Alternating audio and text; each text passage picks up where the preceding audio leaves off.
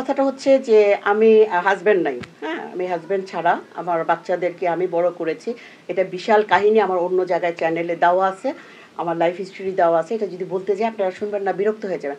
আমার জীবনে আমি অনেক কষ্ট করেছি। একটা সময় আমার বাবা মা কোটিপতি, হ্যাঁ, একটা সময় আমিও কোটিপতি ছিলাম। আমার হাজব্যান্ড মাথা থেকে পা পর্যন্ত স্বর্ণদের ঢেকে রাখছে। যখন আমার শাশুড়ি বের করে দিয়েছে তখন কিন্তু আমি ফ্যামিলিতে জায়গা পাই নাই। ইভেন জায়গা না পাওয়ার কারণে আমার কিন্তু বাচ্চাদেরকে নিয়ে রাস্তায় থাকতেছে, মানুষের সিঁড়ির নিচে থাকতেছে, ভাতের মার খেতে হয়েছে। আমি খুব শর্টকাটে বলতেছি, আপনারা আমার গল্প জানলে কান্না করবেন যে এই মানুষটাকে বেঁচে আছে কিভাবে, মানুষটার সাথে একটু বসে গল্প করি, এরকম মনে হবে। আমি কিন্তু একটা জিন্দালাস, একটা রুমে থাকি।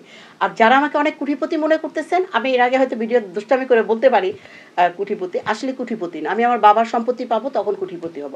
আমি আমার বাবার থেকে 3 কাঠা জায়গার সম্পত্তি পাবো, 3 কাঠা 3.5 কাঠা সম্পত্তি পাবো ইনশাল্লাহ।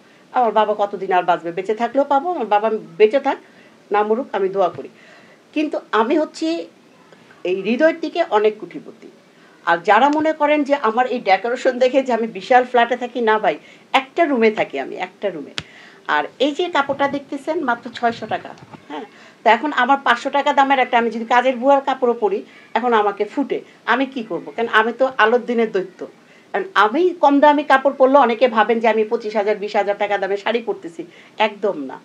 আর আমি যা ইনকাম করি সেটার থেকে 4 ভাগ থেকে 1 ভাগ দান করি, সরি 1 ভাগ রাখি, 3 ভাগই দান করি। 3 ভাগের মধ্যে আমার 1 ভাগ হচ্ছে আমার বাচ্চাদের জন্য, 2 ভাগ অসহায় মানুষের জন্য, 1 ভাগ আমার নিজের জন্য।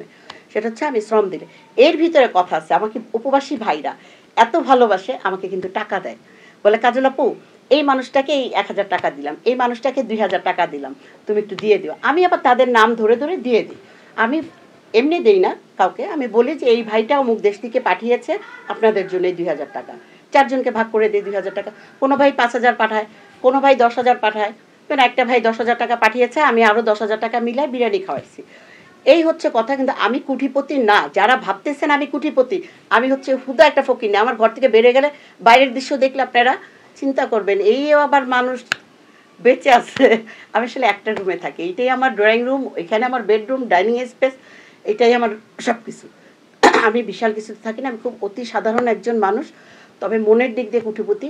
আমাকে কেউ সাহায্য করেছে, আর আমার সাহায্য করার কারণটা হচ্ছে কি, ওই যে আমি যখন সিঁড়ির নিচে ছিলাম আমাকে মানুষ অনেক জায়গায় কাজে গেছি, কাজ দেয়নি অনেক, তখন তো সুন্দরী ছিলাম, এখন তো সাইডচার হয়ে গেছি।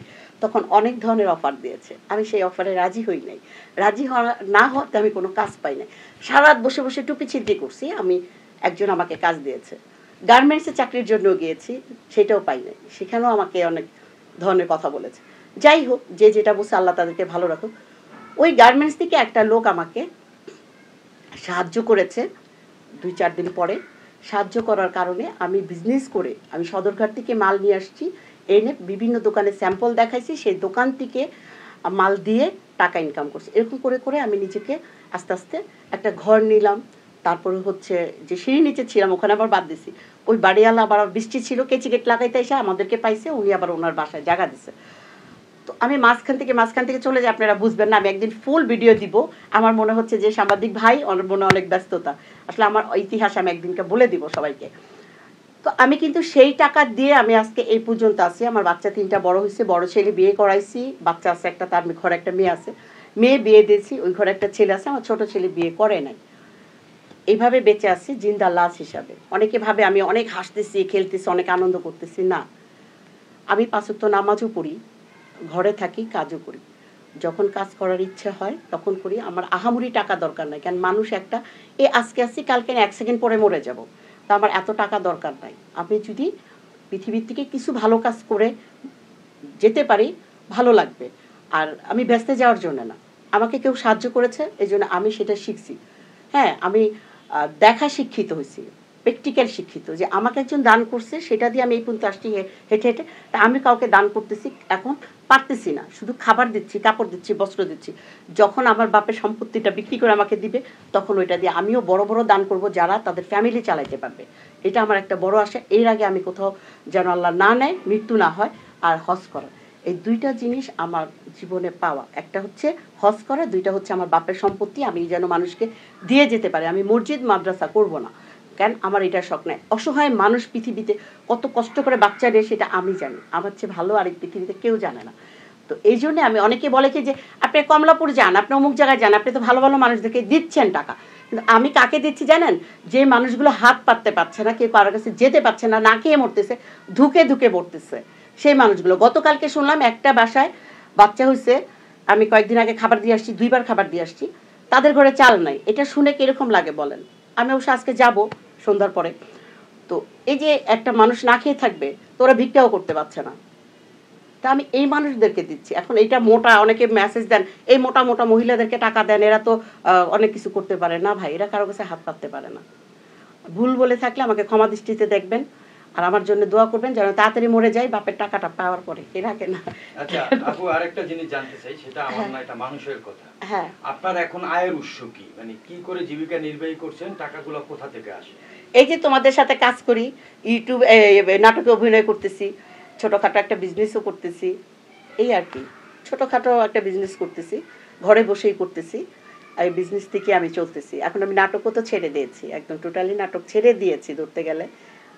করি না ওরকম, দুই একটা করি, কিন্তু ওরকম করি না। আচ্ছা, ভাইয়া মারা যাওয়ার পরে এরপরে এখন পর্যন্ত বিয়ে করেননি কেন? আক্ষেপটা কিসের আপনার?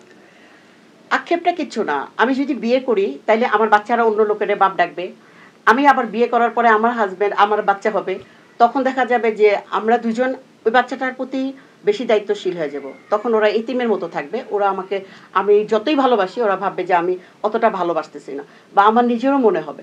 এই জন্য আমি আল্লাহর পরে আমার বাচ্চাদের সবচেয়ে বেশি ভালোবাসি। মানুষে ভালোবাসে বাবা মাকে, কিন্তু আমি আমার সন্তানদের সবচেয়ে বেশি ভালোবাসি। মায়ের ভালোবাসা আলাদা, সন্তানের ভালোবাসা আলাদা।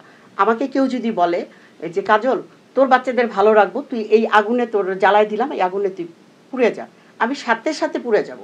আমি এতটা ভালোবাসি আমার সন্তানদের। আমার সন্তানদের জন্য আমি আমার জীবন না, আমি অনন্তকাল যদি জাহান্নামে রাখি আল্লাহ, আমি তাও থাকবো, তারপরে আমার বাচ্চারা ভালো থাকুক। আমি আমার বাচ্চাদের আহামরি কিচ্ছু করে দিতে পারি নাই, কিন্তু বড় করে দিয়েছি, শিক্ষা দিয়েছি, এতটুকুই আমার শান্তি, আর কিচ্ছু না।